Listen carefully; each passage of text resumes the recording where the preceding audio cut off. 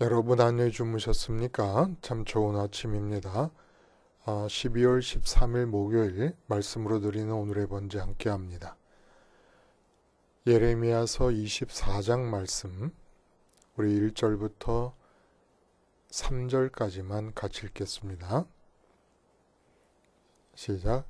바벨론의 느부갓네살 왕이 유다 왕 여호야김의 아들 여고냐와 유다 고관들과 목공들과 철공들을 예루살렘에서 바벨론으로 옮긴 후에 여호와께서 여호와의 성전 앞에 놓인 무화과 두 광주리를 내게 보이셨는데, 한 광주리에는 조금 익은 듯한 극히 좋은 무화과가 있고, 한 광주리에는 나빠서 먹을 수 없는 극히 나쁜 무화과가 있더라.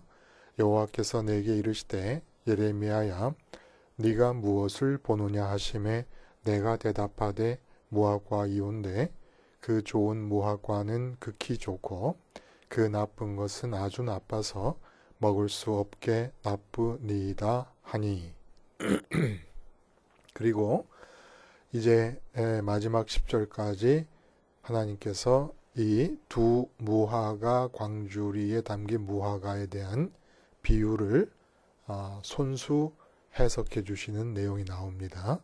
꼭 한번 읽어보시기를 바라고, 오늘 이 예레미야서 24장 말씀을 중심으로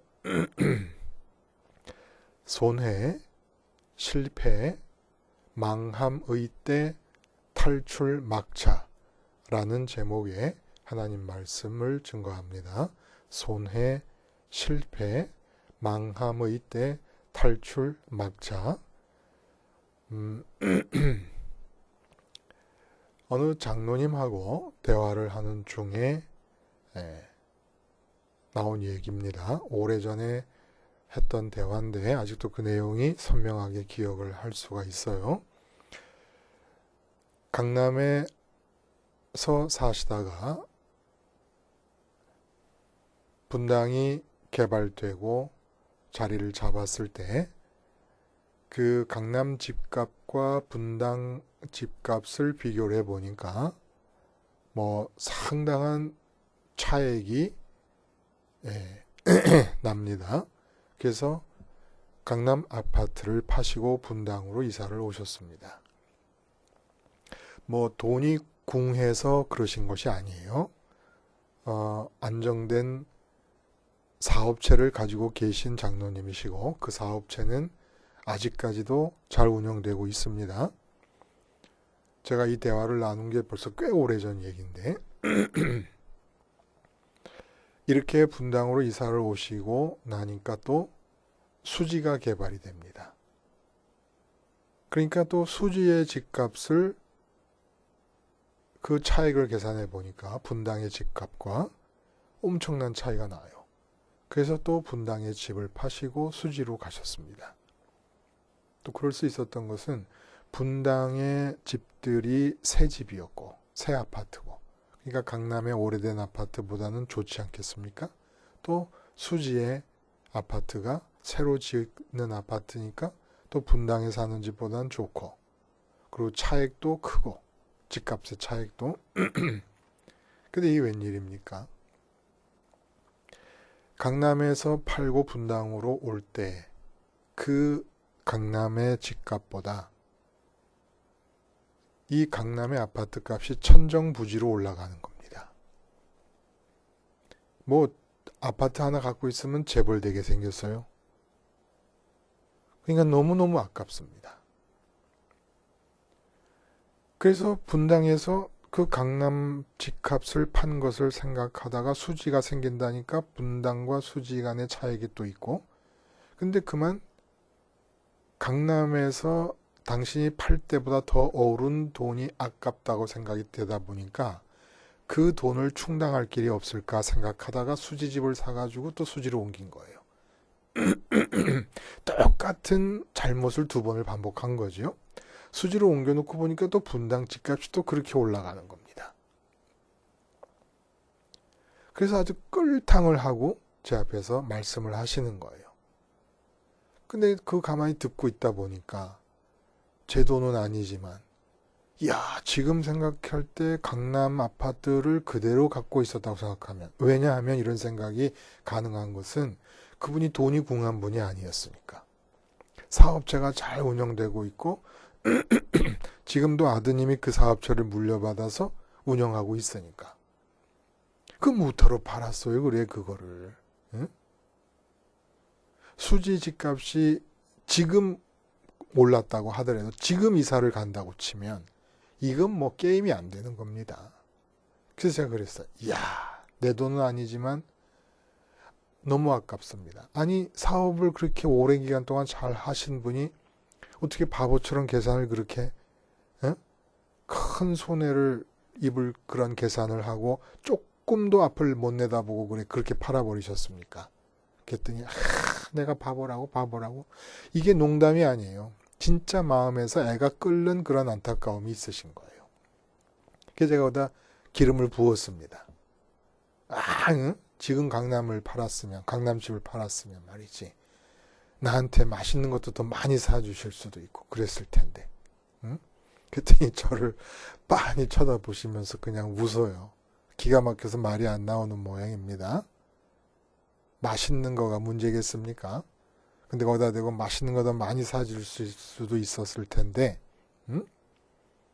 그랬다 그러니까 그냥 빤히 보고 웃으세요. 자, 이 사건을 가지고 팩트 체크에 들어갑니다. 어떤 팩트 체크? 영적인 팩트 체크로 들어갑니다.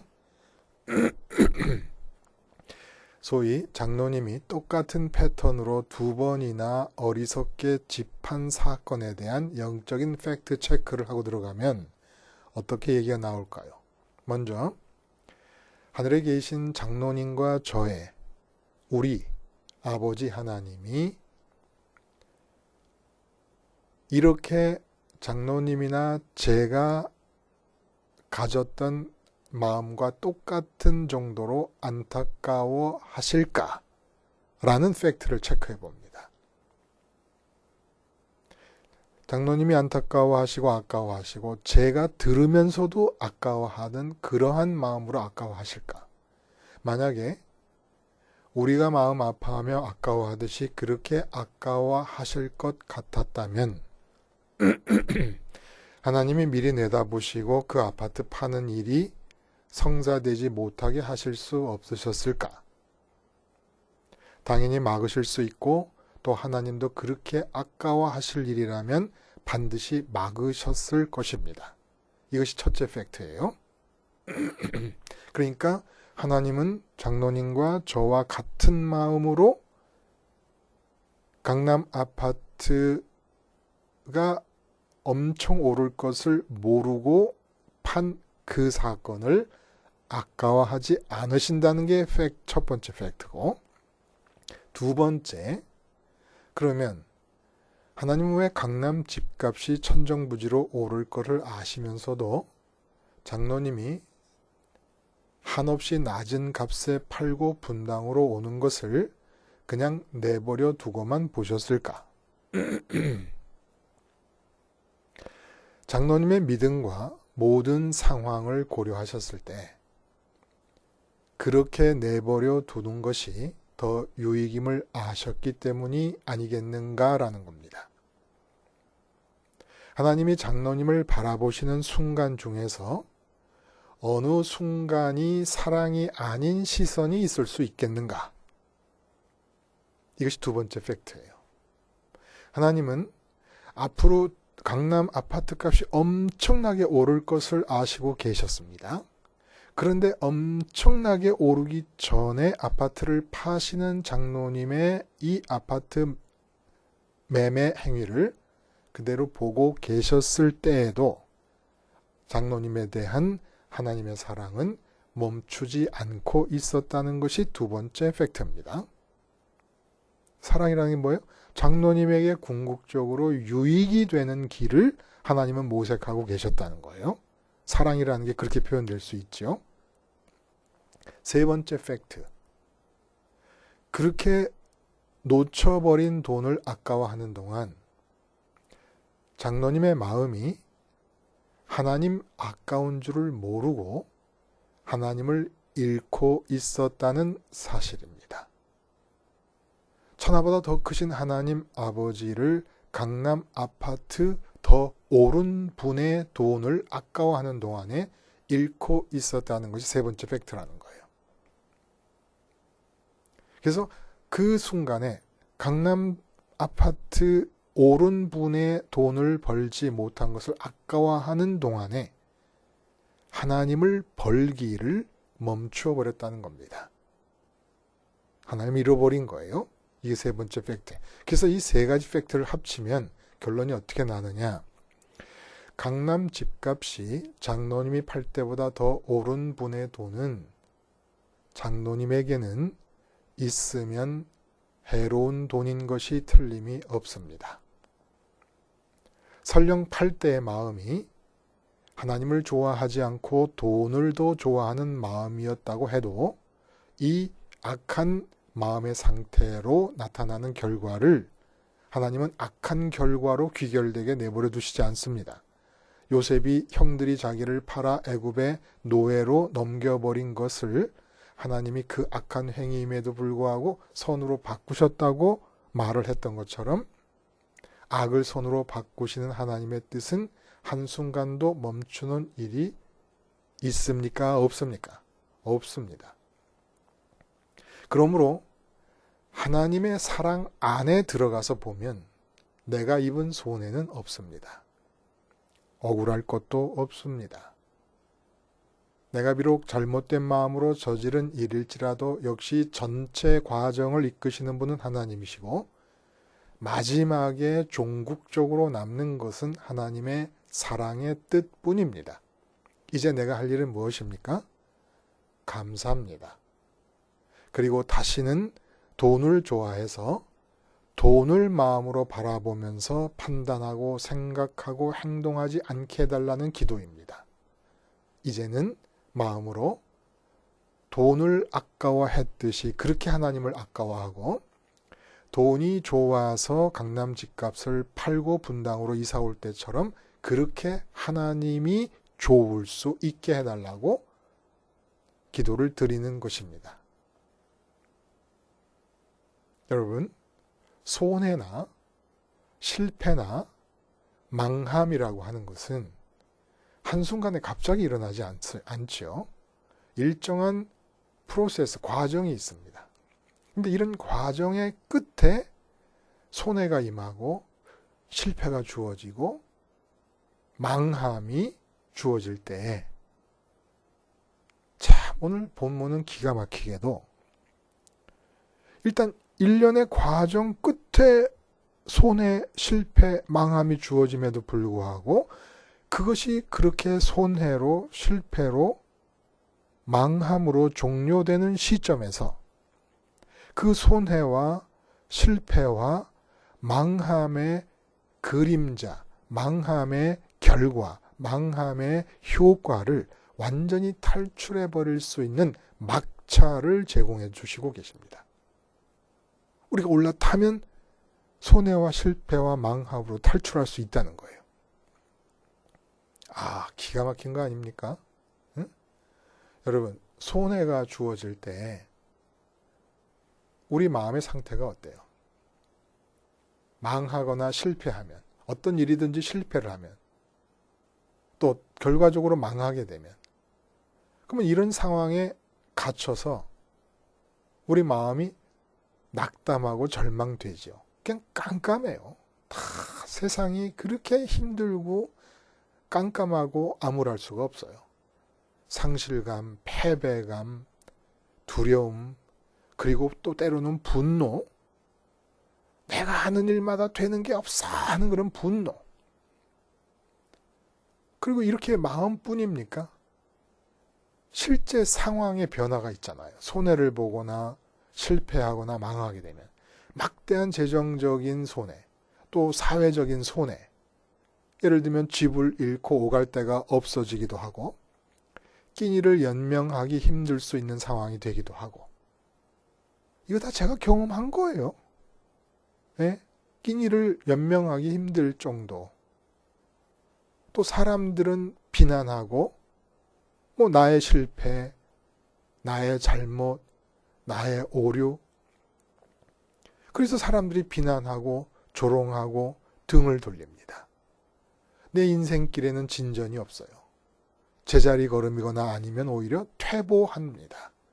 실제로 이 사회에서 내 인생이 퇴보한다는 거예요. 나 자신의 쓸모없음이 그냥 내 마음을 억눌러 버리고 맙니다. 이때 이 모든 손해나 실패나 망함으로 주어지는 이 어둠의 그림자로부터 탈출할 수 있는 막차가 있다는 거예요. 막차가. 이것이 이렇게 종료되는 시점에서 이 막차를 잘 타면, 이 막차를 잘 탈 수 있으면 탈출 막차를 타는 손해와 실패와 망함이 10번의 흑자와 성공과 번영보다 나을 수도 있다는 겁니다. 응? 자, 그것이 무엇인가? 말씀을 전하면서도 제가 신이 나요. 제가. 응? 여러분에게 이런 말씀을 전해드릴 수 있다는 것 자체가 너무 기쁘고, 또 이런 말씀이 저에게도 주시는 말씀 아닙니까? 그래서 너무 기쁘고. 오늘 예언은 11번째 설교로서 2장부터 25장까지 12편의 설교가 예언의 형태로 진행되었다 그랬어요. 된다 그랬어요. 11번째 설교로서 유다의 멸망이 이제 코앞에 다다랐을 때, 그러니까 마지막 왕인 시드기야 시대 말기에 주어진 예언으로 느껴집니다. 이미 완전히 멸망하기 전에 두 차례에 걸쳐서 바벨론 침공을 받아서 바벨론 포로로 잡혀간 유다 백성들이 있어요.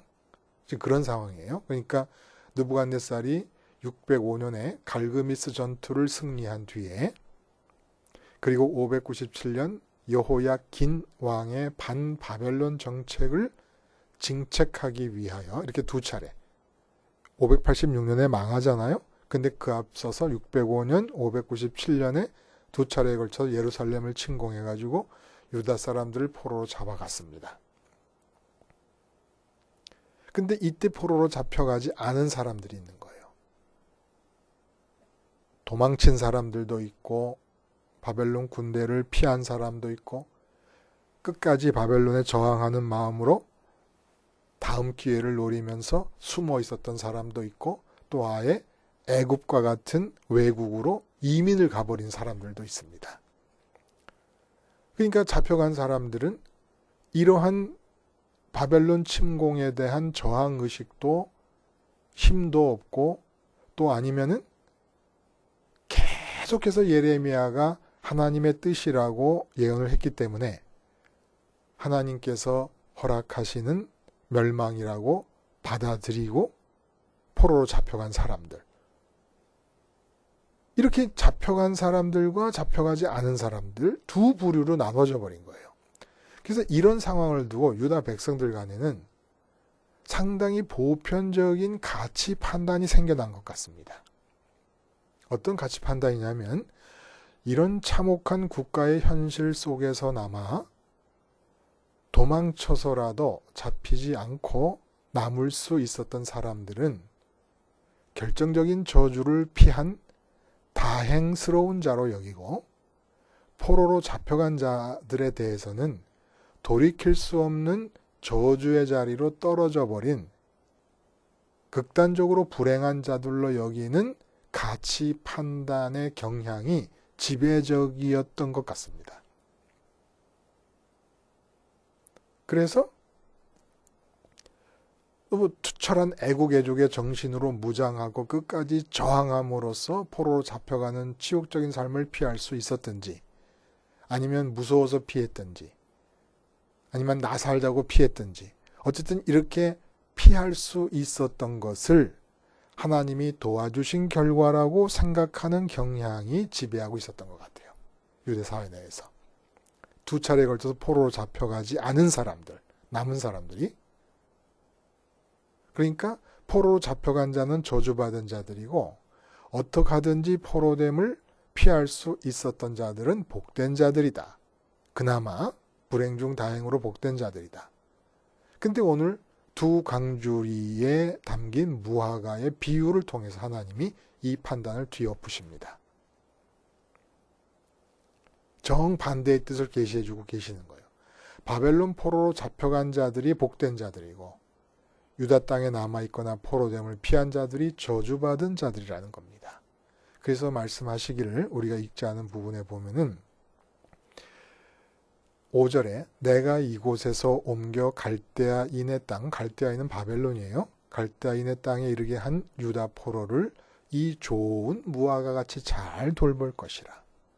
내가 그들을 돌아보아 좋게 하여 다시 이 땅으로 인도하여 세우고 헐지 아니하며 심고 뽑지 아니하겠고 내가 여호와인 줄 아는 마음을 그들에게 주어서 그들이 전심으로 내게 돌아오게 하리니 그들은 내 백성이 되겠고 나는 그들의 하나님이 되리라. 반면에 8절부터 10절까지는 잡혀가지 않은 자들, 포로로 잡혀가지 않은 자들이 이 땅에서 흩어뜨림을 당하고 멸절당하게 될 것임을 예언하십니다. 이 말씀, 이 두 강줄이 무화과 열매에 두 강줄에 담긴 좋은 무화과와 나쁜 무화과 이 비유를 통해서 우리에게 전해주시는 말씀이 뭐예요? 남한국 유다가 하나님을 멸시하며 살았습니다. 아무리 징계하고 깨우쳐 주시려고 해도 받아들이질 않아요. 결국 망했어요. 바벨론에 의해서 포로로 잡혀가는 일까지 벌어지게 되고 결국 망할 거예요. 근데 이렇게 바벨론이 쳐들어와서 이스라엘 나라를 망하게 하는 것이 하나님의 뜻이잖아요. 응? 하나님의 뜻.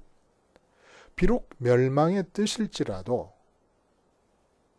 그 하나님의 뜻을 자발적으로 받아들임으로써 하나님 가슴 안으로 파고 들어갈 수 있다는 거예요. 지금 나에게 주어지는 손해나 실패나 멸망을 잊게 하신 당사자가 하나님이심을 믿고 그 하나님의 뜻을 아멘으로 받아들이면 하나님의 뜻을 올라타는 겁니다. 솔선하에 받아들이는 것이죠. 이때 내게 손해가 주어지고 실패가 주어지고 망함이 주어지는 이때에 그 손해와 실패와 망함을 향하여 안 돼라고 외치는 것은 정말 안 되는 것이에요. 이건 진짜 망하는 거예요. 진짜 망하는 거예요. 그러니까 이런 일이 있을까 모르겠습니다만은 좀 극단적으로 얘기를 하자면 한 사람이 지옥행으로 가가지고 지옥 문을 들어서서 지옥 안으로 들어서기 직전입니다. 근데 잠시 멈춘 거예요. 그리고 내가 그동안 살았던 모든 과정을 생각해 보니까 내가 지옥에 들어가는 것은 하나님의 뜻이다. 그리고 이 하나님의 뜻은 옳다라고 얘기하면서 하나님의 뜻을 받들고 저는 지옥에 들어갑니다. 라고 했다고 합시다. 그런 일이 있는지 없는지 몰라요. 그러나 그렇다고 합시다. 절대 지옥으로 보내시지 않습니다. 나를 지옥으로 보내는 하나님의 뜻을 인정해버리면 나는 지옥으로 들어가는 게 마땅합니다라고 하나님의 뜻을 인정해버리면 뜻을 올라타는 거예요. 나를 지옥으로 보내는 하나님의 뜻을 올라타는 거잖아요. 뜻을 올라탄 자를 지옥으로 보내시는 법이 없습니다. 지옥으로 왜 보냅니까? 하나님의 뜻을 올라타지 않고 살았기 때문에 지옥으로 보내는 거예요.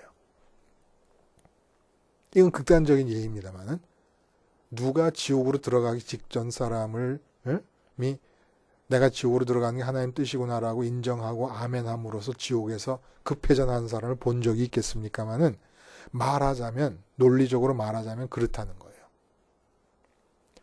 하나님 뜻에서 끝까지 멀리 떨어져서 살다가 가는 곳이 지옥인 것이지요. 근데 내가 이 세상에서 삶의 상황이 망해가는 거예요. 플러스 상황이 아니라 마이너스 상황이 돼버렸습니다. 그러면 마이너스 상황이 손해나 실패나 망하는 거 아닙니까? 그럼 이렇게 된 것이 참새 한 마리 떨어지는 것도 하나님이 주관하셔야 된다는 걸 믿고 하나님께서 내게 허락하신 것이고 하나님 뜻이다라고 믿는다면 하나님 뜻이라고 믿는 것이 바로 막차를 올라타는 거라는 거예요. 포로로 잡혀갑니다. 포로로 잡혀가는 게 하나님 뜻이에요. 근데 그 포로로 잡혀가는 그 하나님의 뜻을 아멘으로 받아들이는 거예요. 그러면 하나님은 더 이상 당신의 멸망시키신 뜻을, 그 뜻을 받아들이는 당신의 사람들에게 어려움을 주실 필요가 없는 겁니다. 자, 내가 사업하다가 파트너에게 배신을 당했어요. 근데 파트너가 배신을 하기로 작정하고서부터 꽤 오랜 기간이 지나면서 기회를 호시탐탐 노리다가 배신의 결정적인 시기를 딱 잡아갖고 한 몫에 들어온 자본금을 갖고 튀었어요. 그 전체 과정을 하나님 모르시겠습니까? 나는 완전히 거지가 됐어요. 이제 전 재산을 다 갖고 회사의 전 자산을 다 갖고 도망가 버렸으니까 찾을 길도 없어. 나는 빚쟁이들한테 이제 노출이 된 상태에서 길바닥에 나앉게 생겼습니다. 이때 이 상황을 탈출할 수 있는 마지막 막차가 뭐냔 말입니다. 그 사람을 잡는 거예요? 쫓아다니면서? 그리고 가족들을 뿔뿔이 헤어지게 흩어서 처갓집에 보내고 아들 놈은 군대 보내고 이렇게 하는 겁니까? 그거는 나중에 또 방법론으로 채택할 수 있는 일이지만 우선 내가 해야 될 마지막 막차가 뭡니까? 하나님이 보시는 가운데 이루어진 하나님이 허락하신 사건이라고 믿고 이 믿음은 팩트에 대한 믿음이에요. 우리의 믿음은 가상현실에 대한 믿음이 아닙니다. 팩트에 대한 믿음, 사실에 대한 믿음이에요. 믿음이라는 건 사실에 대해서 내 마음을 준다는 뜻입니다. 사실 아닌 것을 허황되게 믿거나 세뇌시킨다는 얘기가 아니라 살아계신 하나님이 살아계심이 팩트고 하나님이 날 사랑하심이 팩트고 하나님이 내 상황을 다 지켜보심이 팩트인데 이 일이 벌어진 것은 파트너가 나를 배반하고 도망간 것은 하나님이 알고 계신다는 사실이 팩트 아닙니까? 그걸 거기다 마음을 두는 거예요. 하나님이 허락하신 것이다. 내가 억울해하는 것처럼 하나님이 억울해하셨다면 그 파트너가 배반하는 마음을 가졌을 때 팔다리를 부러뜨리시든 무슨 수를 내셨지 그러지 않았을 것이다. 그럼 왜 하나님이 아시면서도 이런 상황을 주셨을까? 내가 사업한답시고 하나님 좋아하는 것보다 사업 더 좋아하고 아브라함이 100세에 얻은 25년 만에 얻은 아들을 번제단에 바쳤던 것처럼 그렇게 한 번도 사업이나 사업에서의 흑자를 하나님 대신 더 좋아해 본 적이 없이 사업에 몰두했었구나. 인정하는 겁니다. 그러면 그렇게 하나님을 멸시한 상태에서 사업을 아브라함 같은 경우로 얘기하면 이삭을 바치지 않고 무슨 소리냐고 나한테 이삭을 바치라는 게 말이 되느냐고 이건 하나님의 말씀이 아니라 마귀의 말이지 어떻게 이게 가능한 것이냐고 아니 사업을 하도록 허락하셨으면 사업에 몰두하게 하시는 게 맞는 얘기지 어떻게 사업장에서 사업보다 하나님을 더 사랑하라고 요구를 하느냐고 이렇게 나와버리면 끝인 거예요. 근데 마지막 이 실패와 손해와 억울함으로 탈출할 수 있는 마지막 막차가 뭡니까? 하나님 뜻이 질만해서 주어졌다. 받아들이는 겁니다. 지금 이 실패는 길바닥에 앉은 이 실패는 내게 합당하다. 이게 막차예요. 탈출을 위한 막차예요. 더 이상 하나님이 그를 이 세상적인 상황에서 괴롭히실 이유가 없습니다. 그리고 이 세상의 삶이라는 건 근본적으로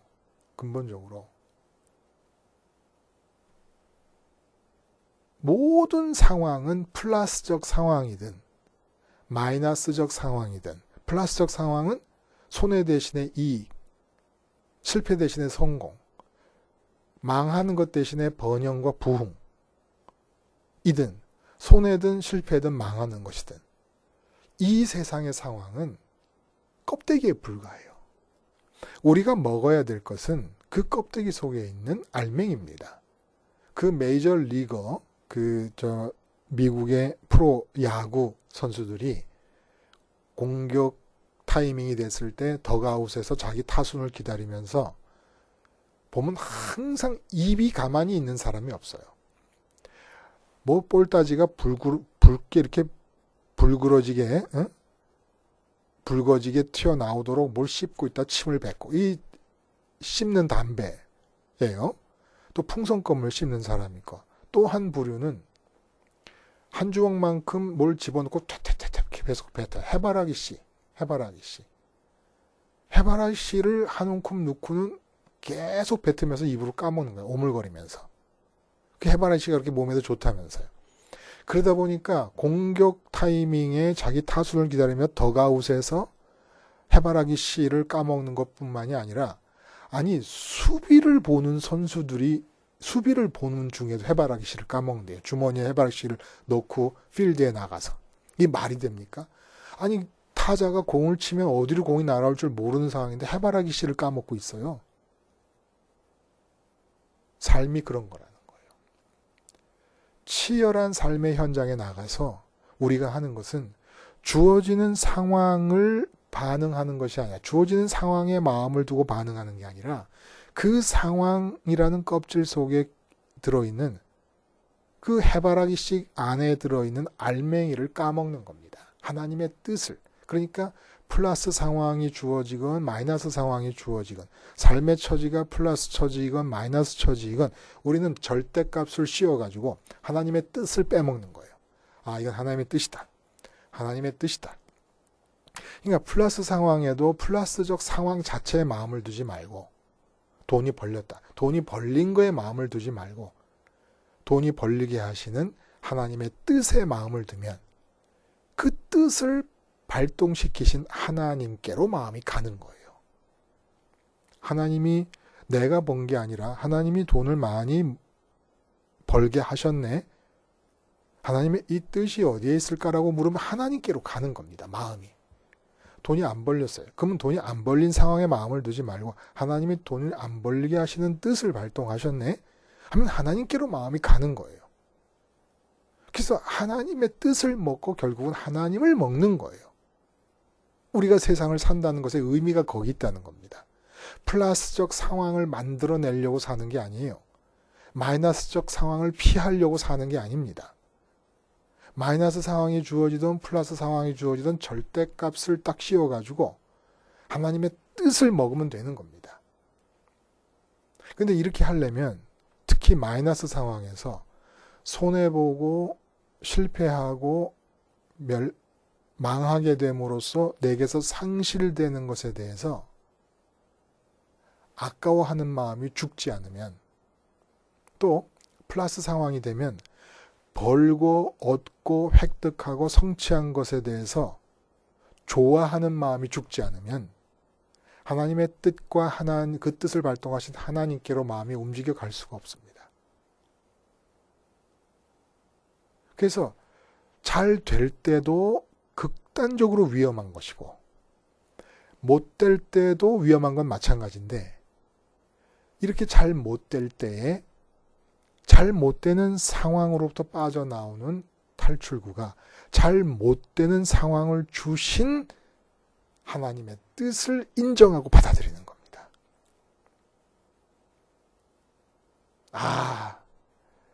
이러면 안 되겠지만 절대 이러면 안 되겠지만 한번 그렇게 해보고 싶어서 굉장히 마이너스적인 상황이 살짝 한번 주어져 보면 어떨까라는 마음을 가져도 될까요? 안 될까요? 이거 어쨌든 마이너스 상황이 주어지면 아프니까 힘들어요. 그러나 어쩔 수 없이 주어졌다면 막차를 타면 됩니다. 하나님 뜻이다.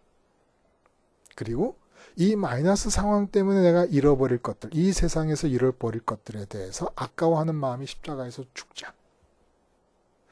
죽지 않는 한 하나님의 뜻으로 받아들일 수가 없습니다. 그걸 아까워하는 한, 손해 때문에, 실패 때문에, 망하기 때문에 잃어버리게 될 것을 아까워하고 있는 동안 절대로 하나님의 뜻으로 받아들이지 못해요. 하나님이 원망스러울 뿐이지요. 심지어는 지금 예레미야를 통해 주시는 예언 속에는 어떤 뜻이 담겨 있습니까? 나라를 잃어버리는데도 아까워하지 말라는 거예요. 나라를 잃어버리고 회사를 잃어버리고 내 돈을 잃어버리고 다 잃어버리고 내 목숨을 잃어버려도 아까워하지 말라는 뜻은 어디에 있습니까? 왜 너는 한 번도 그런 마음으로 나라 잃는 아까워함, 네 돈 잃을 때 아까워함, 네 건강 잃을 때 아까워함, 네 목숨 잃을 때 아까워하는 그 아까워하는 마음으로 하나님을 아까워해보지 못하느냐 이겁니다. 지금도 내가 돈을 아까워하고 내 목숨을 아까워하고 나라를 아까워하고 있는 동안에 하나님을 아까워하지 않고 버리고 있잖아요. 왜 그렇게 못된 마음가짐을 끝까지 유지하느냐는 거예요. 하나님의 뜻을 받아들이려면 세상에서 아까워하는 것을 버려야 되잖아요. 하나님의 뜻이 내가 아까워할 것들을 지금 없애고 계시는 중인데. 그래서 십자가에서 손해 때문에 실패 때문에 망하기 때문에 내게 없어질 것들에 대해서 아까워하는 마음이 죽지 않으면 막차를 올라탈 수가 없고 내게 실패를 주시고 손해를 주시고 멸망을 허락하신 하나님의 뜻을 올라탈 수가 없고 이 뜻으로 올라타지 못하면 이 멸망의 그늘에서부터의 탈출을 위한 마지막 막차를 올라타지 못하는 겁니다. 그러니까 하나님의 뜻입니다라고 받아들이는 것은 테크닉이 아니에요. 테크닉이 아니라고. 더 상황을 호전시키기 위한 급작스러운 어떤 전환을 위한 테크닉이 아니에요. 내가 이렇게 하나님 뜻이라고 인정하면 상황을 바꿔주시지 않겠나? 이거 안 된다는 거예요. 내가 이번 기회에 이렇게 망하고 있는 기회, 손해보고 있는 기회, 실패하는 기회에 실패함으로써 손해봄으로써 망함으로써 잃게 되는 세상 것들에 대한 아까워함을 완전히 십자가에서 죽여버리고 이젠 그 아까워하던 것들만큼의 정도를 가지고 하나님을 아까워하자. 하나님의 뜻이 안 이루어지는 것을 아까워하자. 이렇게 되려면 십자가에서 죽을 수밖에 없다는 겁니다. 십자가에서 죽음으로써 나를 망하게 하시고 나에게 손해를 주시고 나에게 실패를 가져다 주시는 그 하나님의 뜻을 올라탈 수 있을 때 손해의 억울함, 실패의 그늘, 멸망의 자괴감으로부터 탈출해 나올 수 있습니다. 기도하시겠습니다. 하나님 아버지, 십자가 생활화로 플러스 상황이든 마이너스 상황이든 해바라기 씨 까서 알맹이를 먹듯이 그 삶의 처지와 상황의 껍데기를 까고 하나님의 뜻을 아까워하며 하나도 놓치지 않고 먹음으로써 하나님 자신을 날마다 더 많이 벌어 하나님의 재벌들이 되게 해 주시옵소서. 예수님의 이름으로 기도드리옵나이다. 아멘.